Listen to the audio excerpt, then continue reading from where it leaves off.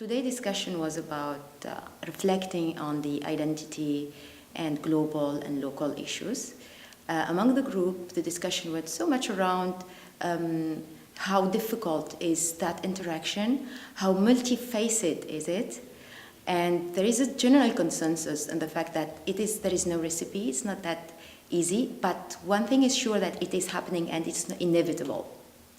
So I think it's a very good thing that there's consensus. There is not only one identity, even within one community, that it's multi-layered, different from even in the time. It's changing within one individual.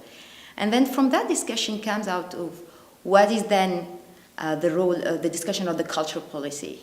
What is the role of the cultural policy toward this shifting, these transformations, that is changing and building of identities and rebuilding the global and the local also and the interaction. And from that discussion, it becomes very important to be aware that there is a need for minimum of organization at local level and also global level about more creating the environment that enable that process to happen in the most, let's say, positive environment, that the final aim should be to give the opportunity for those different identities to evolve, be visible, express in an equal manner. So that was a very important discussion, and it comes too much around the cultural policy, and also from that comes also where we position ourselves. People come from different regions, and especially the South, there is a lot of shift of relationship, of power, of visibility at global level. There's new hotspots, and they are from South countries, and then where we position ourselves, these new actors, how we pursue each other, how we're gonna work together. So that also comes, and there is maybe, I hope during these days, that there's something become very concrete action, like, okay, what we can do together toward that. So I'm very optimistic, I'm very happy that this discussion came out. We started to kind of provoke each other a little bit, and we explored different questions of identity from a kind of much more geographical and political and kind of societal sense, and then kind of drilled down into the cultural identities that we experience and live within. We talked a lot about space and how cultural identities are somehow bound up in institutions, national institutions, and kind of the traditional canon of how good art is seen and in the right way. And I think we had a few members of our group, myself included, who think that paradigm is shifting, and almost there's a lot of work and writing at the moment around the provocation that the institution is dead, or the institution has become irrelevant. And I think that's definitely the case in my experience in the UK, in the way that the funding structures are more bound up in an earlier time where building infrastructure and buildings and investing in large-scale, nationally representative organisations of art forms is the kind of still the way, but shifting and changing. So the shift into online kind of abilities for distribution and production, and the kind of proliferation of technology that we're all experiencing, we think is really changing that dynamic. We talked a lot about ownership as well, and ownership of culture, and who defines kind of what that canon is and what that kind of national cultural identity becomes. So there were examples from different countries around the world whose cultural heritage is almost being reappropriated and owned by the state, and it's not necessarily the state's to own or exploit or capitalize. It's of the community, and surely the question should come into this, whether the community want to advertise and kind of capitalize their perhaps fairly sacred kind of cultural history and cultural life. We talked then about the information age and the technology age, so the shift from things like analog TV and radio into digital TV and radio, freeing up a large section of the radio spectrum, which is then in turn being somehow claimed, without much publicity, claimed by states as being owned by them, and then sold to mobile phone networks and internet providers and things like that. But is this not a public resource? So the ownership and kind of shift and change in how the conversation is had around around cultural history and cultural assets, I guess, was quite an interesting area.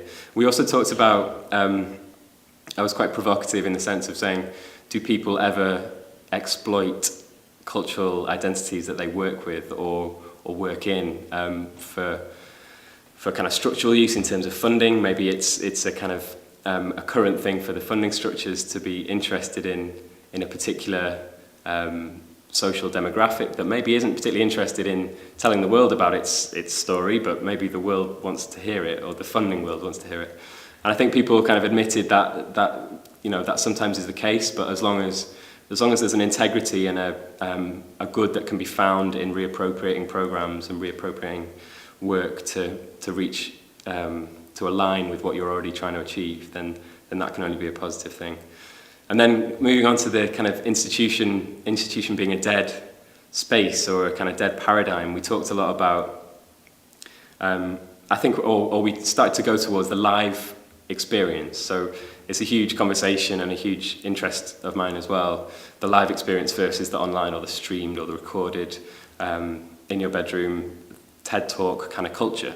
And maybe the institution is more under the pressure to evolve and to innovate and to change. So I think that's, in terms of change management, which I know we'll get onto tomorrow, I think we flirted around the issues of actually employing innovation and change within institutions is a perhaps more fundamental problem for us than within our individual organisations or within our art forms or the way that we work with technology and with communities.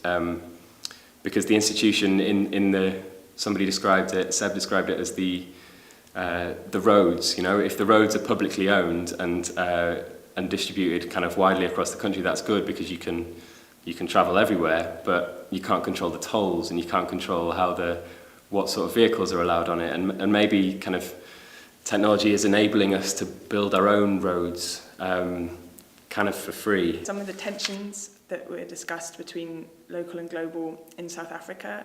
One of our group participants works in Cape Town for a network of artists across the whole of sub-Saharan Africa. And she said that, you know, the irony in Cape Town is that it's one of the most diverse cities in the world. It just hosted the World Cup in 2010. The atmosphere during that was amazing. But actually xenophobia and all forms of discrimination are still rife. In the same way, her network is being invited to global conferences in the rest of the world. The artists she works with are being asked to present their work across the countries, but very practical barriers like visa applications and the ability to actually move across countries and across continents stops them from taking part in other countries' exhibitions and so on. So again, the irony is that at a local level, these artists are being asked to be part of a global artistic network, but actually that's not so easy because politics and economics a lot of the time stands in the way. We had a good debate about space makers and space managers. So Serhal had brought up one of the plenary discussions this morning, the idea of arts managers as space managers. And our group responded to whether they felt like they were space managers or not. A lot of us found the idea of space really useful because it could be online, it could be outside a public space, and it could be an institutional space. And all of those can be occupied by artists to express, things in them. There was a feeling in the group that the digital is a bit out of reach. It hasn't come up properly yet. Like, we're still grappling with what the online space means in the context of all of this. But there was a good discussion about the value of public space and physical spaces where you can gather people together. And projects like free Wi-Fi in downtown Mexico City, reanimating public spaces and making them accessible to all. And rebalancing some of the inequalities around access to the online space. So, it takes only a Wi-Fi connection, but that Wi-Fi connection costs money, and, there are various barriers to accessing it. Michael came to talk to us about Detroit, and he was talking about community organizing and how Detroit is really the home of community organisation in the States. And in terms of reaching out to local communities and engaging them, which he described as engaging them means going and sitting and sitting and sitting and listening and listening and listening, and then working together, not reaching out and trying to bend people round to your way of doing stuff. So saying, well, I think you should really like my radio station or my opera because, instead reversing that, and that process took a long time and took serious investment and commitment, was not something that you could just fly in to a local place and make it global. That is an important point, which is our role as cultural heritage leaders, and how can we take forward all these considerations in our daily responsibilities, and making the best out of our team, out of our organization, and how to sustain the level of the quality of our organization and of our works. And I think this is how the cultural fluency comes to integrate with our policy and strategy, how to make it that efficient within our teams and within our organizations. This is something that we learned about today, and it was very nice to hear it and to hear different points and different views from all over the world, actually. And this cultural fluency do really integrate with our society first and with us as specialists in the field. So we need to integrate that with our educational systems in relation to art and cultural heritage. We need to integrate that to different levels of the society. So we do have cultural perspectives at different levels. So we need to consider the culture itself and the subcultural levels as well.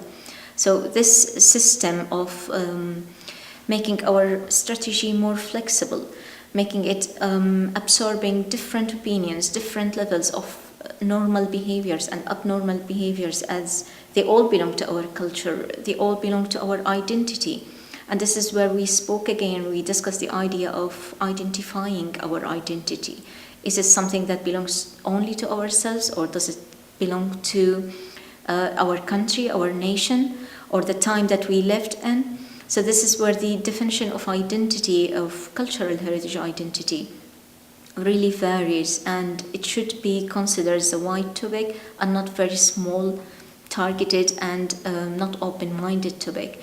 And we all agreed that this identity comes to us in terms of where we were born, where we had lived, what culture we were exposed to at the time of our living time or life cycle. So whether that was in our country, in our family, in our schools, in our education, or our working experiences, all of these factors do influence our identity and become part of it. But at the same time, if we are traveling abroad, what would the influences of other cultures participate in building our own identity?